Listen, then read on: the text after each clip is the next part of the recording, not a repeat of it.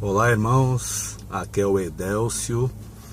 Eu sou cristão, administrador e portuário, e hoje quero repartir algo com vocês. Eu gosto muito da história de José do Egito. No capítulo 41 de Gênesis, relata no dia que ele se encontrou com Faraó. Lembrando que José era filho de Jacó, ele tinha muitos sonhos, muita revelação de Deus do que ia acontecer no futuro. Os seus irmãos tinham inveja dele, venderam ele como escravo no Egito. Lá ele foi preso injustamente, mas Deus se lembrou de José. Foi num contexto, Gênesis 41, leia, é maravilhoso. Faraó, o rei do Egito, considerado o deus Ra, não era permitido sequer olhar no rosto dele. Ele era uma semidivindade no Egito, há 2000 anos antes de Cristo. Faraó teve um pesadelo horrível. Tinham 7 vacas gordas na beira do rio. De repente chegavam 7 vacas magras e devoravam essas vacas. No dia seguinte ele teve um outro pesadelo. Havia 7 pés de trigo ou de milho, lindos e formosos. E de repente esses pés de milho foram devorados por pés queimados e magros. E esse pesadelo atormentou o Faraó. E ele pediu que os seus magos, os seus sábios e astrólogos revelassem o que significava esse pesadelo. E ninguém conseguiu dar o significado para esse pesadelo. Ele ameaçou até matar as pessoas em função desse pesadelo não ter sido desvendado. Alguém se lembrou, olha, tem um rapaz na prisão lá que revela sonhos. Quando José esteve diante de Faraó, ele disse: Deus dará a resposta ao rei, ao Faraó. E foi muito bonito. Esse é um texto que me emociona. Quando eu leio, quando eu vejo o filme, como é que Deus levanta as pessoas em situações adversas, como vale a pena servir a Deus, praticar a justiça e esperar nele. Pois bem, qual foi a revelação que José deu para Faraó? As 7 vacas magras representavam 7 anos, as 7 vacas gordas, primeiro, representavam 7 anos de fartura, e as 7 vacas magras, 7 anos de muita pobreza. E de fato isso aconteceu. 7 anos de muita fartura, muita prosperidade, e aí José fez investimento de infraestrutura, ele preparou todo, aumentou muito a quantidade de armazéns tal, para garantir o alimento para o longo prazo. E durante o período de fome, até os seus irmãos e todos os países ao redor foram ao Egito comprar alimentos, porque só lá tinha nesse período de 7 anos de pobreza. Pois bem, onde eu quero chegar? Eu acredito que isso também aconteceu com o Brasil. Eu quero fazer uma avaliação com vocês dos últimos 16 anos no Brasil. Nós tivemos 4 anos de prosperidade e 12 anos de pobreza. Esse período de prosperidade inicia em janeiro de 2003, o primeiro mandato do presidente Lula, que foi até dezembro de 2006. Justamente em 2006 foi quando começaram a achar petróleo no pré-sal, achava que o Brasil ia ser um país riquíssimo, tal. Houve muita especulação em cima disso, os imóveis triplicaram de valor, tal.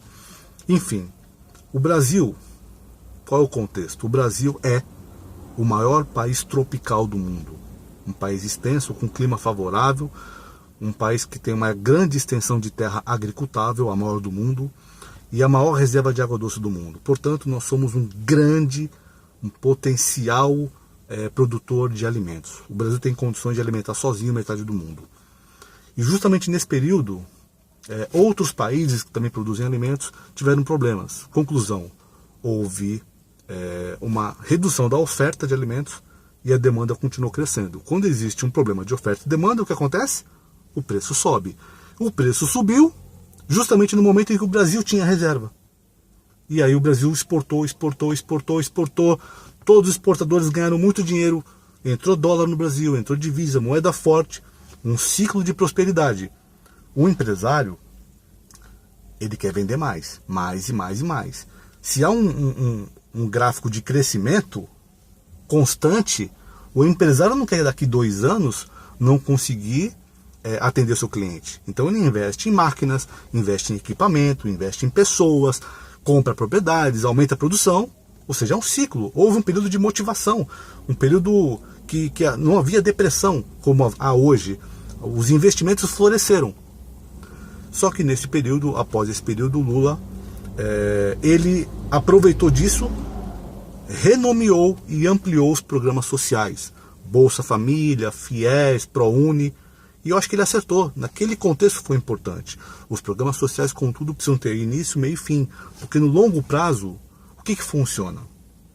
Porque no longo prazo o que funciona é a atividade econômica. Então o Estado ele tem que ter um investimento forte em infraestrutura, forte em educação para qualificar as pessoas e fazer investimentos produtivos. É isso que no longo prazo funciona. O Bolsa Família tem que ter um começo, meio e fim. Mas naquele contexto os programas sociais deram resultado.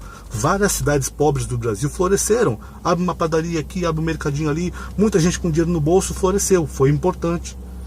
Contudo, Lula fez um pacto de sangue com a Odebrecht. Todas as obras da Petrobras eram superfaturadas, isso ia para o caixa do partido. Posteriormente, o que aconteceu? Ele se corrompeu, tentou nos enganar, dizendo que fez um monte de palestra. Poxa, você tem hoje YouTube, Facebook, rede social. Será que não tem condições de achar 60 palestras do Lula na internet? Não, porque ele só fez 10 ou 15. Não tem como ele justificar esses milhões de patrimônio que ele tem dando palestra. Entendeu? Embora ele tenha sido um bom presidente de 2013 a 2006, não justifica o que ele fez. Não justifica. Eu penso que o Lula se corrompeu. Essa é a verdade, infelizmente. Mas ele fez um bom mandato. E as pessoas não esquecem isso. Se você pegar um grupo de 100 pessoas, 45 pode dizer que vai votar no Bolsonaro, 45 vai votar no Lula e os outros 10% vai votar em todos os outros. Porque as pessoas não esquecem o primeiro mandato do Lula. Foi positivo, o país cresceu, as pessoas compraram apartamento, compraram casa, compraram carro. Houve um período de prosperidade. Só que em seguida houve 12 anos de fome. E é o que está acontecendo hoje. 14 milhões de pessoas desempregadas.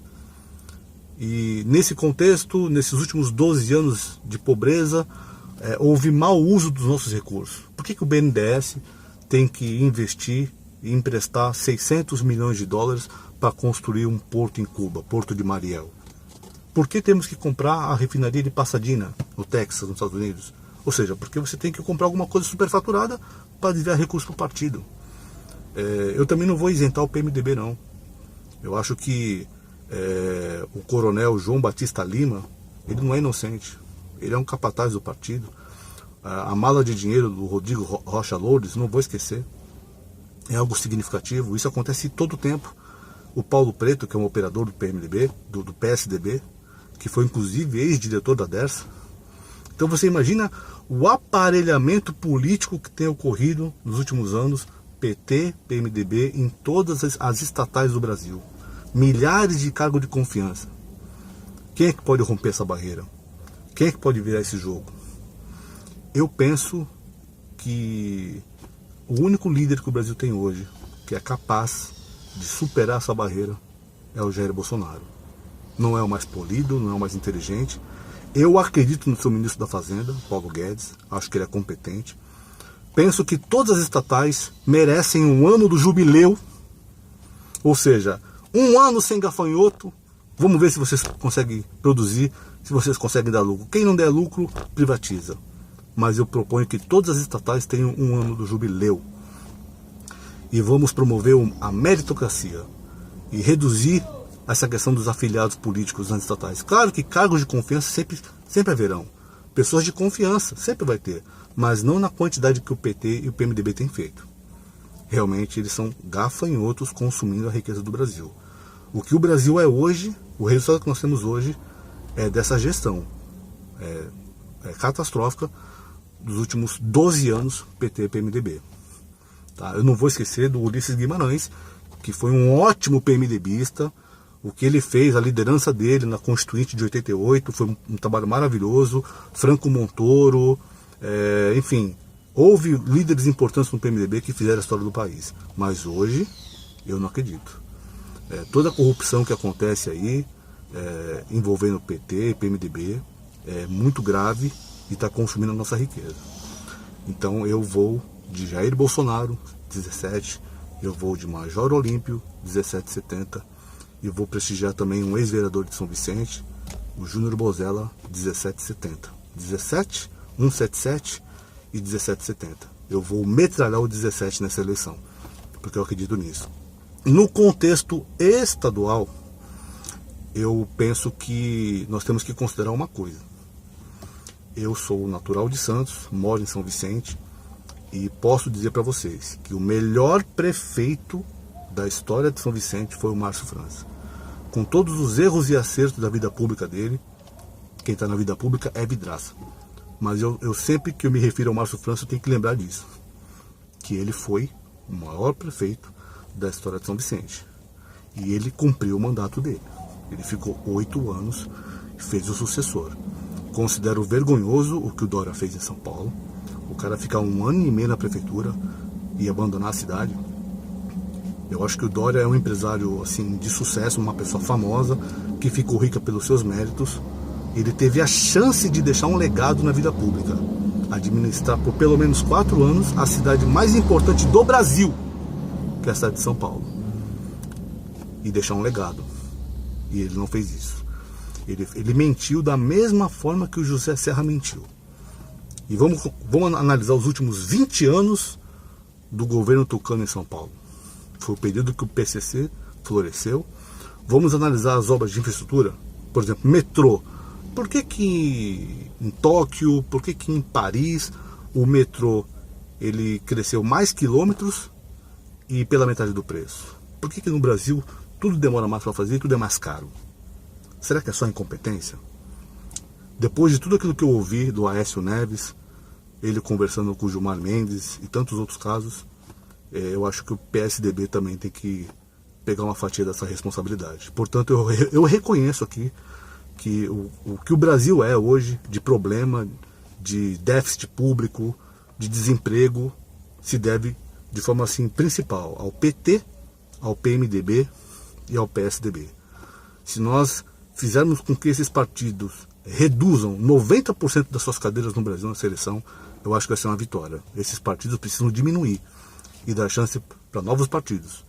Eu vou apostar no 17 esse ano, vou dividir meu voto com o PSDB com 40, vou apoiar o Márcio França, vou apoiar o filho dele, o Caio França, como deputado estadual, e vou apoiar também a Mauro Rimagem, porque esse ano a gente vai votar em dois senadores.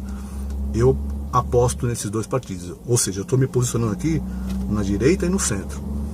PSL, 17 à direita, PSB ao centro.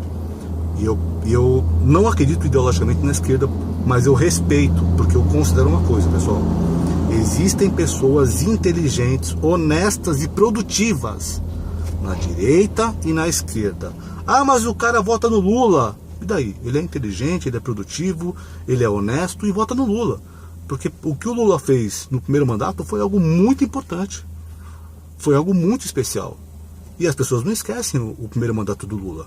Mas eu fiz essa comparação com o Antigo Egito. No Antigo Egito foram 7 anos de prosperidade e 7 anos de pobreza. E nesse casamento PT-PMDB houve 4 anos de prosperidade. 4. E 12 anos de pobreza. O resultado é isso aí. Um déficit público bilionário, a gasolina mais cara do mundo, até aumentar o PIS/COFINS do combustível, em nome do ajuste fiscal. Então a gente tem que pagar a gasolina mais cara do mundo para rodar. 14 milhões de desempregados, 60 mil homicídios em 2017, ou seja, o Estatuto do Desarmamento não funcionou. Eu acho que nós não precisamos voltar ao Velho Oeste, ao Texas, mas temos que considerar, se o Brasil ano passado teve 60 mil homicídios, por que nos Estados Unidos teve 20 mil homicídios, se a população lá é maior, e se você compra metralhadora até no mercado? Aqui a gente tem ilha no mercado de brinquedo, de leite condensado. Lá nos Estados Unidos você tem ilha de metralhadora, fuzil, os caras têm em casa. Um armário com 20 armas. E lá teve 1/3 dos homicídios do Brasil. É uma questão cultural, uma questão de educação. Então eu acredito no Jair Bolsonaro. Eu penso que ele é a única liderança capaz de romper as barreiras.